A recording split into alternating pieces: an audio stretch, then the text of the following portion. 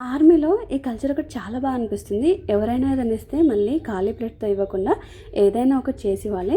హైదరాబాద్లో వెదర్ ఎప్పుడు ఎలా ఉంటుందో ఎవరు చెప్పలేరు. ఈవినింగ్ పార్క్కి వెళ్ళాము. సడన్గా వెదర్ చేంజ్ అయిపోయింది. చాలా వర్షం పడిపోయింది. ఇంకా వెంటనే ఇంటికి వచ్చేసాము. వర్షం పడుతుందంటే మనకి ఏదైనా వేడివేడిగా పకోడీ, మిరపకాయ బజ్జీ తినాలనిపిస్తుంది. ఇక్కడ ఆయిల్ ఫుడ్ ఎవరు తినరు. ఇంకా చేసే అంత ఓపిక కూడా లేదు. ఫ్రిడ్జ్లో చూస్తే స్వీట్ కార్న్ ఉంది. వేడివేడిగా స్వీట్ కార్న్ బాయిల్ చేసి ఇలా సలాడ్ అయితే ప్రిపేర్ చేశాను. ఇంట్లో కాస్త పెద్దవాళ్ళనే ఏం తినాలని ఉంది అని అడిగితే మిర్చి బజ్జీ, పకోడీ ఇలాంటి వాటి పేర్లు చెప్తారు. అదే యంగ్స్టర్స్ని మీరు ఏం తింటారు అంటే హెల్త్ ప్రికాషన్స్ అని చెప్పేసి ఈ మధ్య ఎక్కువగా అందరూ సలాడ్సే తీసుకుంటున్నారు.